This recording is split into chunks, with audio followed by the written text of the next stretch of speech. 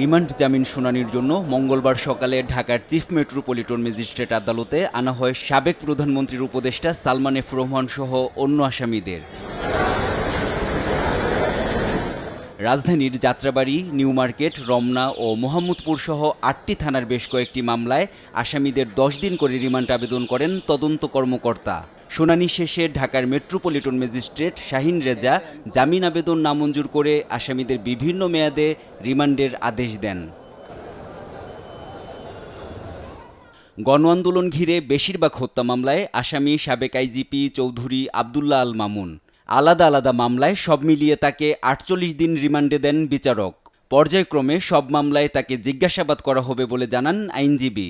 এখানে আইনের কোনো ব্যত্যয় নাই, ভিন্ন ভিন্ন ঘটনা, যেহেতু এগুলি হত্যা মামলা এবং এরা এই হত্যা মামলাগুলো আপনারা জানেন যে বৈষম্যবিরোধী ছাত্র আন্দোলনে ঢাকা শহরের বিভিন্ন থানায় এই ছাত্র জনতার উপর গুলি করা হয় এবং তাদেরকে হত্যা করা হয়।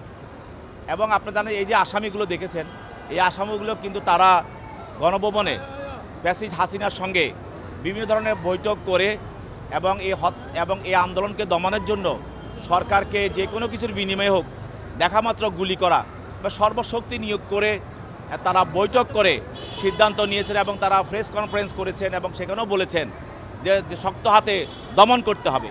তাহলে তাদের বিরুদ্ধে যে ফৌজদারি অপরাধ যেটা হলো অপরাধমূলক ষড়যন্ত্র এবং পরিকল্পনা এবং সহায়তা, যেহেতু এই বিষয়টার সঙ্গে তারা সম্পূর্ণভাবে জড়িত, এটা দিনের মতো পরিষ্কার।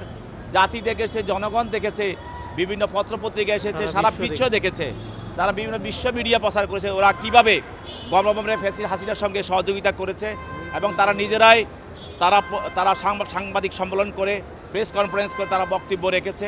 অতএব এই হত্যা মামলাগুলোর সঙ্গে তারা অপরাধমূলক ষড়যন্ত্রকারী হিসাবে এবং সহায়তাকারী হিসাবে এবং তারা পরিকল্পনাকারী হিসাবে তারা জড়িত।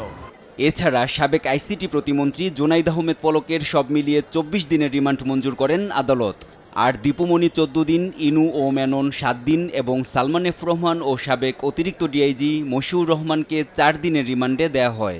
বিজ্ঞ আদালত এজাহারটা দেখে এবং তদন্তকারী কর্মকর্তা দরখাস্ত দেখে তাদেরকে এই মামলাগুলোতে গ্রেপ্তার দেখান। পরবর্তীতে তদন্তকারী কর্মকর্তা নিউ মার্কেট থানা মামলা নাম্বার ৫ আর ২৪-এ এটি একটি বিস্ফোরক এবং হত্যা চেষ্টার মামলা। এই মামলায় জুনাইদ আহমেদ পলক তাকে ১০ দিনের রিমান্ডের প্রার্থনা করা হয়। সেই মামলায় বিজ্ঞ আদালত ৫ দিনের রিমান্ড মঞ্জুর করেন।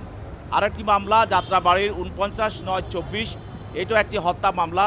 এই মামলায় তদন্তকারী কর্মকর্তা হাসানুল হক ইনু, জুনাইদ আহমেদ পলক, দীপু মনি এবং চৌধুরী আবদুল্লাহ আল মামুন, সালমান এফ রহমান তাদেরকে ৭ দিনের রিমান্ড প্রার্থনা করেন। বিজ্ঞ আদালত তাদেরকে ৫ দিনের রিমান্ড মঞ্জুর করেন। এদিকে কয়েকটি হত্যা মামলায় সাবেক মন্ত্রী আনিসুল হক, আসাদুজ্জামান নূর সহ ৯ জনকে গ্রেফতার দেখানোর অনুমতি দিয়েছেন আদালত। এনআই নাহিদ, দেশ টিভি, ঢাকা।